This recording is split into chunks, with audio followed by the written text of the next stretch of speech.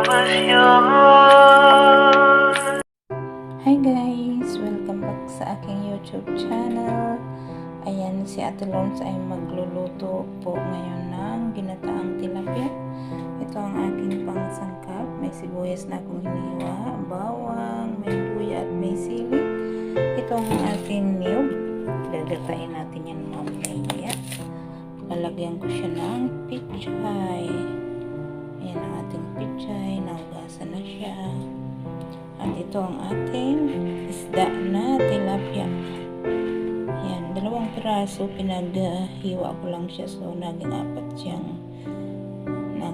na piraso. Dahil hiniwa ko siya. So, ayan. Magagata po tayo ng tilapiang isda.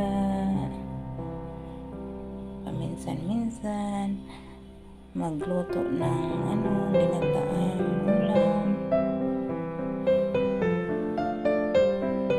Gagawin ko po dito ay nilagay ko na yung pichay, shortcut na ginataan.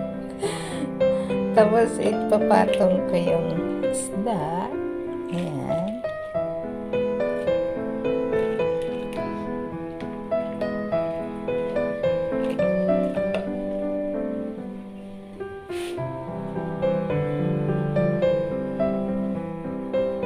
Ganyan po ang madali ang pagluto ng ginataan. Sabay-sabay na ayan. Ilagay ko yung sibuyas, bawang, luya at yung sili mamaya na lang. Kasi baka yung sili ay umanghang. Ayaw ko naman ng maanghang.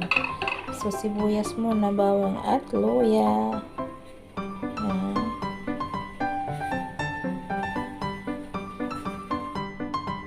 Tapos ito yung ating niyog. Yung gatain natin yan. Nilagyan ko siya ng warm water para maano natin. Naglabs ako kasi naglalaba ako kanina. So, ayan. So, ito po yung unang gataan natin. Tatabi natin yan at ilalagay natin yan mamaya kapag maluluto na yung ating ginataang isda. Ito naman po, sinalang ko na sa apoy. Ayan, at may gata na rin po yan. Tatakpan natin siya para kumulo. Nilagyan ko na rin pala siya ng paminta at konting asin. Tapos mamaya na natin titikman kung kailangan dagdagan o hindi. So, ayan po, kulong-kulo na siya. At medyo luto na rin yung ating isda at gulay. So, ayan, konti na lang yung sabaw. Pag kumunti pa yung sabaw, saka na natin ilalagay yung pinakaunang gata. Ayan, konting-kunti na yung sabaw niya. So, ilalagay natin yung pinakaunang nating gata.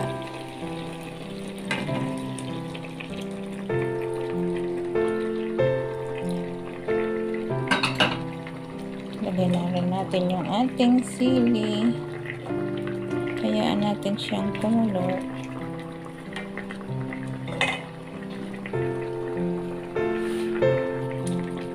Ayan po, kumukulo na siya at tinimplahan ko na rin siya dinagdagan ko ng konting asin at paminta.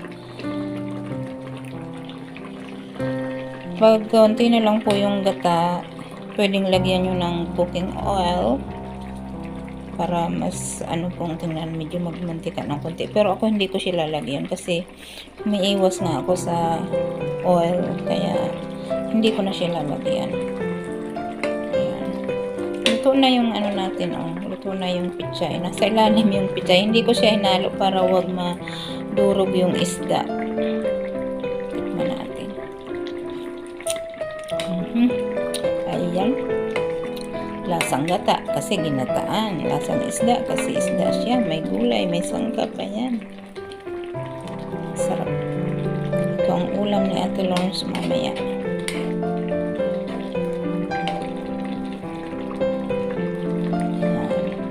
Hintayin na lang natin ang ating finished product. Ayan. Keep on watching.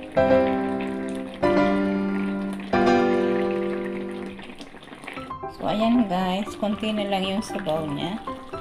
Ayan, luto na siya. pwede natin siyang ilipat sa pinggan. At ready to serve na rin po siya. So, ito na guys, ang ating ulam na ginataang isda na may pichay. Ayan. Ginataang tilapia na may pichay. Ayan na ang aking ulam ngayon.